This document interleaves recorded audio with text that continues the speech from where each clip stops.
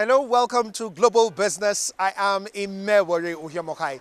Like you know, on Global Business, we don't just bring you the news as it is or discuss issues as they are.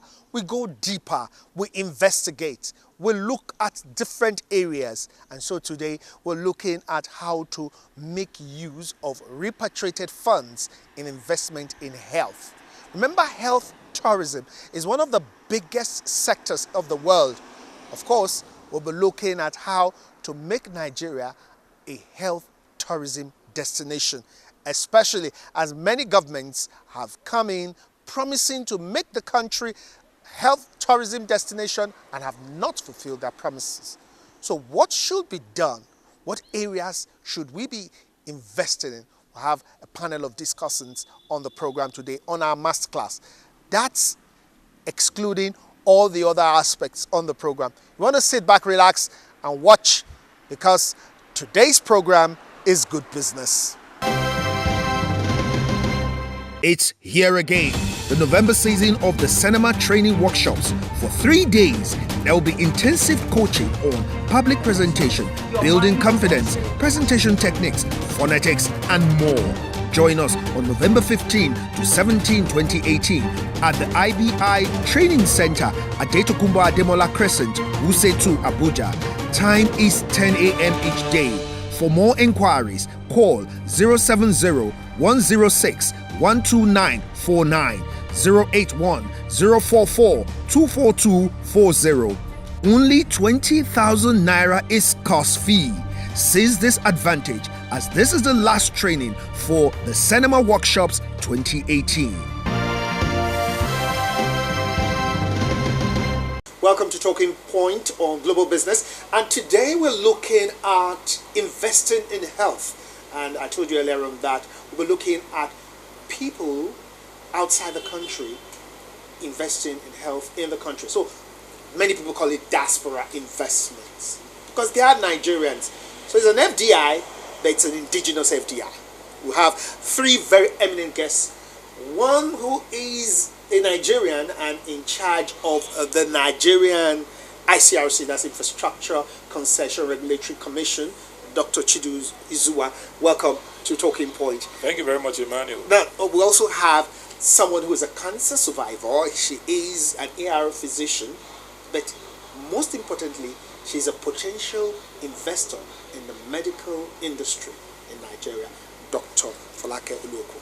Thank you for having me. Thank you. And we also have with us someone who has already invested in Nigeria but is looking to invest more in the medical industry, looking at a surgical oncologist and cancer epidemiologist. I hope I got that right, but I'm talking about Professor Chumi Nwogwu. Welcome.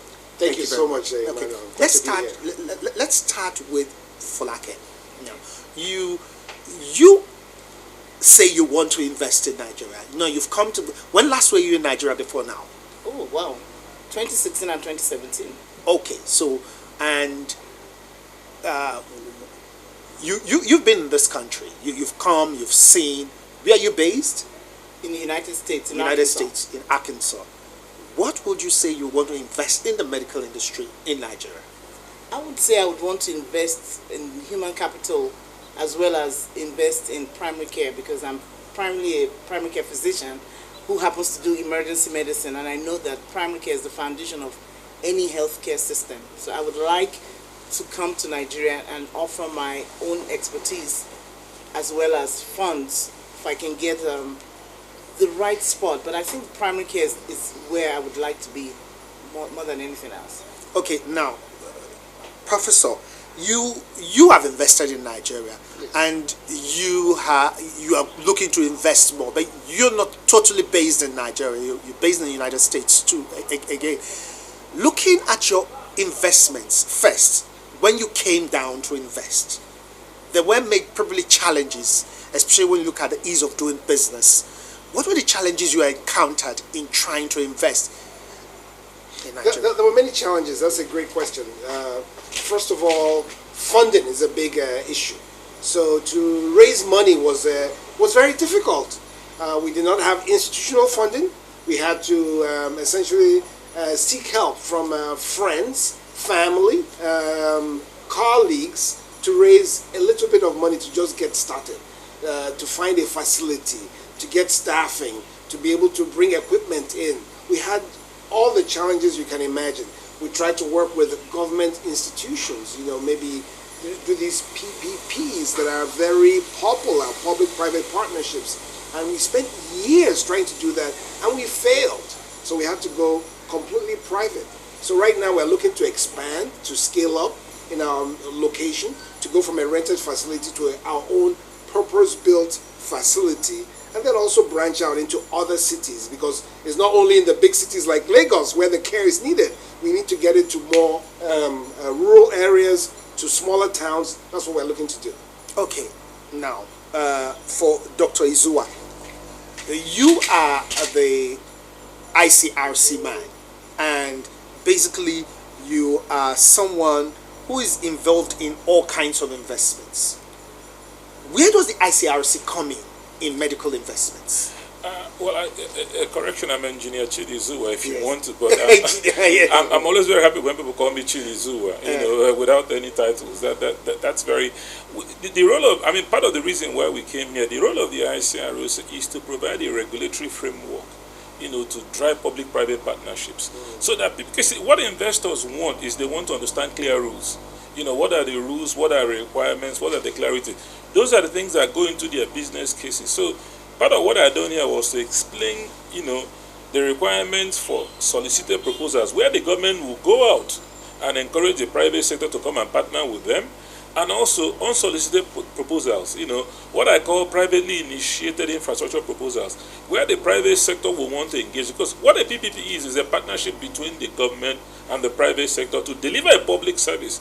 And then the private sector will recover their investments, either by user fees or by payments by the government. And I gave the example of successful opportunities like the Gariki Hospital, which is a very extremely successful public-private partnership in the healthcare area, and then looked at ways of trying to expand that. And I think the point they've also made here is this, particularly in the primary healthcare area, because very often there's so much focus on tertiary care. We're looking at how to drive public-private partnership in the primary healthcare area, because what happens is that if we have a solid primary healthcare system, then you're able to filter only the serious cases, to our referral hospitals at the secondary and at the tertiary level. So that's part of, what I've done here. And those opportunities, spread out around, individual facilities. They also spread out around co-location facilities, where a private party can come into a government facility and locate his or facility in terms of imaging, in terms of diagnostics, in terms of, laboratory services and stuff like that. So that's the whole raft of what I've been able to explain here, and also provide a regulatory framework under which people can have confidence.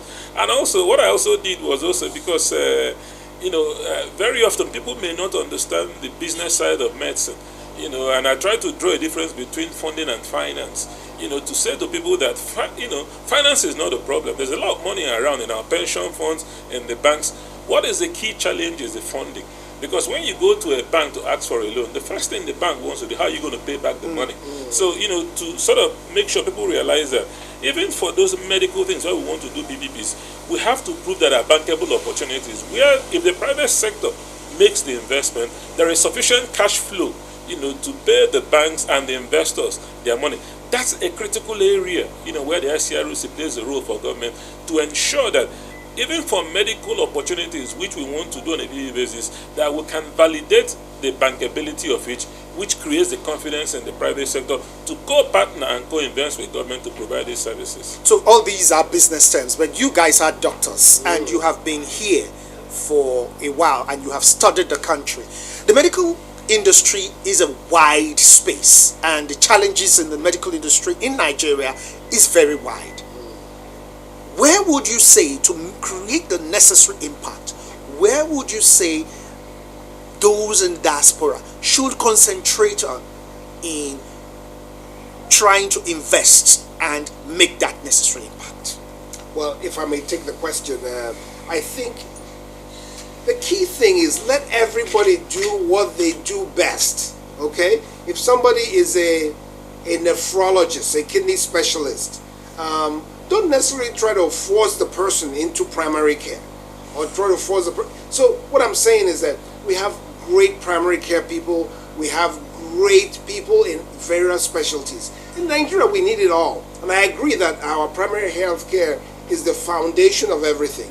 Whether you're doing cancer care, kidney care, cardiac care, all those things are rooted in the primary level. Prevention, exercise, nutrition, simple things. Control your blood pressure, control your blood sugar. All those things are very important. So they're all interconnected. But the key thing is create an enabling environment so that the wealth of human resources we have all across the diaspora can come and do what they do best.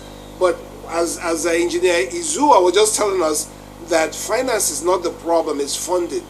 Let's partner with the business people. Let's have good business cases, business plans. Let's figure out how to do this. I was very excited from what I heard from our senator today about the government focusing on paying for care.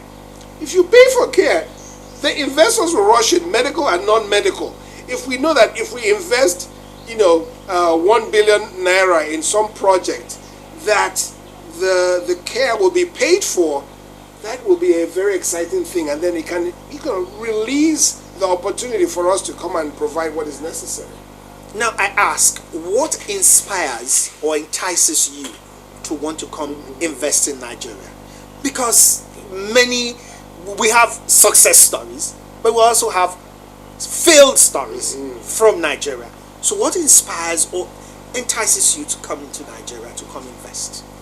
Well, what actually inspired me is my father. My father was an OBGYN physician, and I was born in England, where he made a choice to come back to Nigeria. So I grew up in Nigeria.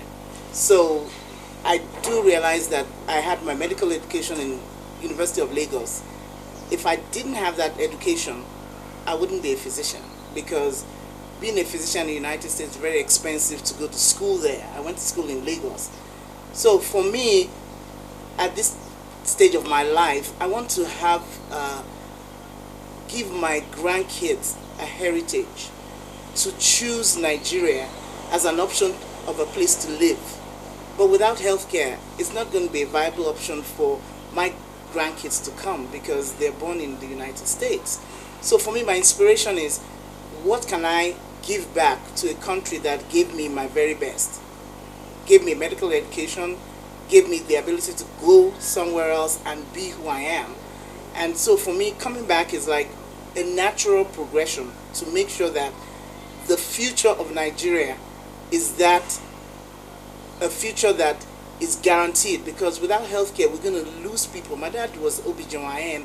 His focus was women, and the maternal mortality rates in Nigeria are just atrocious. My father would get up from his grave to understand that even years after he's passed, 20 years ago, it's worse than when he was alive. So for me, what can I do than to come back, be a mentor to people, because I do know that this is my foundation. I mean, how do you do when you have a country that has all these resources? Everywhere in the United States, there's a Nigerian physician, every place. But in Nigeria, there are not enough qualified, empathic physicians. And I do remember as a kid going to Luth and able to eat off the floor, the marble floor. It doesn't exist anymore. I want that. I want to give a heritage to my grandkids. I want them to be proud. And I know that if I come back and give of my talent and of my treasure and of my time, I know that Nigeria will be, as it is, the giant of Africa, because we are. We truly are. It's almost like we're a diamond in the rough and we need to be polished. But nobody else is going to do the polishing for us. Now, that for you, for Nigeria, it will be a brain gain. But there are many young medical students who want to be drained out of Nigeria. And so you ask yourself, how do you strike a balance between the brain gain, which is you coming in to invest in Nigeria, and the drain, which is thousands of students who want to move out because they do not see Nigeria as a conducive environment? Any of you could take that question. Well, I'll gladly take it.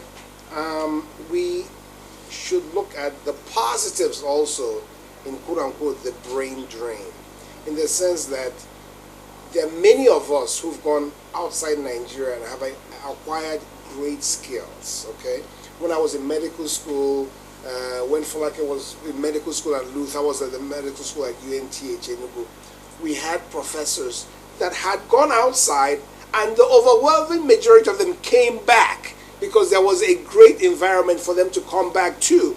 So we were trained by great professors that had acquired knowledge abroad and brought it home.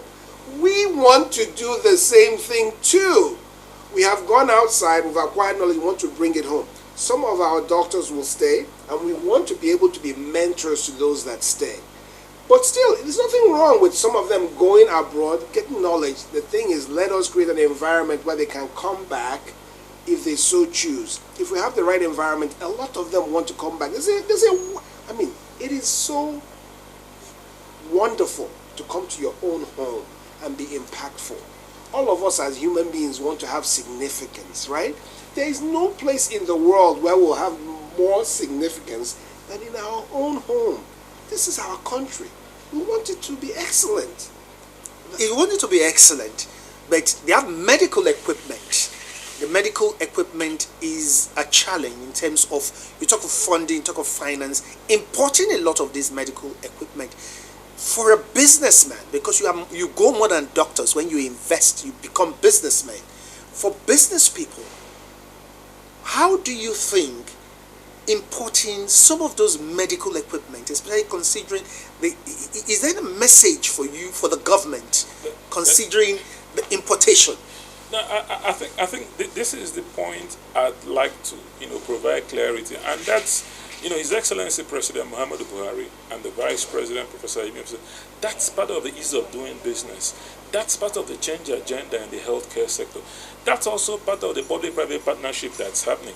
Where government is engaging large medical equipment manufacturers, like Philips, GE and all that stuff. Looking at what is called medical equipment scheme PPPs. Where the guys who make this equipment supply them, operate and manage them, so that the burden is not on you. Because that's essentially, a PPP transfers risk and role to the private sector. So that's what is driving. So if somebody, if somebody sets up a cancer hospital, it's easy for that cancer to benefit from that medical equipment PPP. And you have samples of it happening now in, if you go to, the UCH. In Ibadan, you have those very sophisticated equipment about it. You go to Lut, you go to our teaching hospitals. So that's what is driving that process. So because it's an ecosystem, and I think that's the point we're trying to make here. I mean, that's the point he also made, that you cannot do it all yourself. You have to sort of build that ecosystem that supports you from the point of view of training, from the point of view of equipment, from the point of view. The other special issue, which is also very key, it's this transformation that His Excellency is driving, where government will become a purchaser of services. Because at the end of the day, ultimately, what drives care is affordability and payment for the services. Because the medical company providing equipment, the doctor providing the services, all want to be, paid. Yes. So the assurance and the guarantee of that payment is a very powerful drive. And what is very important, these things are called availability PPPs. We have had the first one now in the solar power industry. So that opens a massive opportunity for government to transform ourselves into a purchaser of services, so that people who have the core competence, at the private sector to provide those services across ambulances, across CT scans, across radiology, across everything, will provide those services and get paid for it. And you have the pilots already running very successfully. There is the Pat Care one that is in Lutz. There is the ones in the cardiac area, which you have at UCA. So now what is happening, what we need to do is to replicate this fast enough. And the replication is the kind of event we have had today, that people are sharing awareness and knowledge, and then knowing how to scheme them, because the concept is proven. Because once you prove a concept, what is the next level to do? Is to push it around. So that's what is happening, sir. Finally, do we think that Nigeria has the potential of becoming a health tourism country? It depends on what we want. Here's one thing I learned in the United States. it's the attitude that matters. When we have gratitude for what we have already, we have the human resources. We man every healthcare system on the planet. There is no healthcare system without a Nigerian. And most of the time we're at the top of the game there. So the question is, how bad do we want it? Do we want it bad enough? I truly believe if we do, we will. Because I do remember as a child, we did not have cell phones. Now every Nigerian has one or two. We wanted it bad enough, and so the investors came. If we want healthcare bad enough, we'll get it. The question is, how bad enough do we want it for our people? And my question to you all is, and to the people in the audience is, do you want to go outside your country to get healthcare when you can get it here? Would you respect the fact that every place you go, you're going to go outside this country to get healthcare from another Nigerian in another country when you can get it at home? I think if we look at it that way, Nigeria will beat India anytime. I truly believe so. No, the point I was actually going to make is, I think the question to say is, it's Nigeria going to go back to a medical tourism? Because that's what we were before. Don't forget that the University College Ibadan was built in 1956 with 400 beds. There were very few hospitals on earth that had that size. It was the 8th best hospital in the Commonwealth. The Saudi royal family used that hospital. It was a referral hospital for the whole of West Africa. So we've been there before. I mean, he trained at UNTH. People like Dr. Aji, 3 years in 1973 after the Civil War, had open heart surgery. Dr. Makub came. So what we're trying to do is to build up to that level, that because of the net gain we have in human resources, because of the potential we have, Nigeria, and if you look at where we are physically as a country, if you go tonight and flatten your atlas, you find out that Nigeria is bang in the middle of the world in terms of accessibility. We're very easy to access from the east, from the west, from the north, from the south. So what we need to do is to create that enabling environment, which is what the Presidential Enabling Business Environment Council is driving, to have those investments, create the medical infrastructure, the ecosystem and the support. Nigerians will benefit from it primarily, but others around us would also want to benefit from it. Because at the end of the day, what drives these choices is affordability. I mean, people don't care, if they want a hip replacement and it's cheaper to do it, what would they do? They will come here. I mean, the same patients, who see Chumi in New York or Folake in Hope, we have hope for our country, in Hope Park and so. Those people, because that's the thing about medicine, they're looking at the speciality, the affordability of it, the ease of the service. So that's what drives that process. So Nigeria is on the upscale, moving, and we'll certainly get there because we have been there before. It's just to reinvent ourselves in terms of creating the enabling environment, creating those public-private partnerships that scales up our facilities. And like you said about the good mix of people going and out, what we need is to have a good balance, because at the end of it, everybody wants to come back to their home. So people will be able to come back and still not have any inequality in the equipments they have access to, in the services and care they can provide to people. And finally, all of us have an enlightened selfish interest in improving the healthcare, because it could be me tomorrow, it could be you tomorrow, it could be them tomorrow. If the healthcare is like an insurance, because the day you need it, you can't do anything for yourself. So we all have to work hard together, to make sure the system works and protects all of us. Thank you very much, Dr. Chumi Nwogwu, for coming to Talking Point on Global Business. Thank you very much. Thank you so much for having me. And of course, Engineer Chidi. Thank you very much, Emmanuel. I made a PhD holder, not even just medical. Engineer Chidi Izuwah. Thank you very much, sir. The Director General and Acting Director General and CEO of the ICRC. So that's Talking Point for now. The program continues.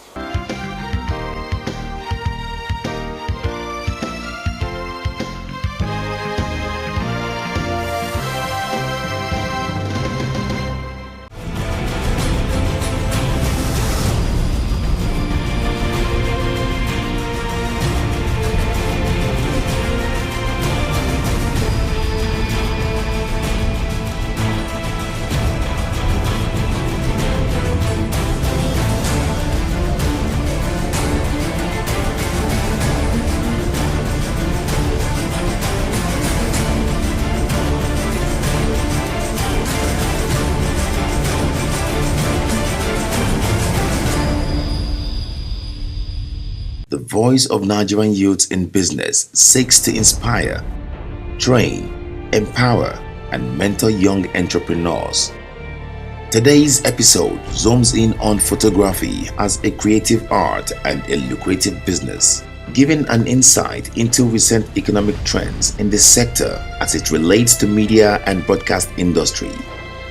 Photography has become one of the most lucrative businesses in Nigeria, with the introduction of digital photography, as it is relatively easy to start up and yields laudable returns when compared to common size investments.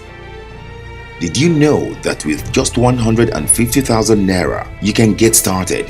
A good SLR camera costs 80,000 naira, and laptop with a high RAM could be purchased for as low as 70,000 naira. That's all that is required for a small startup.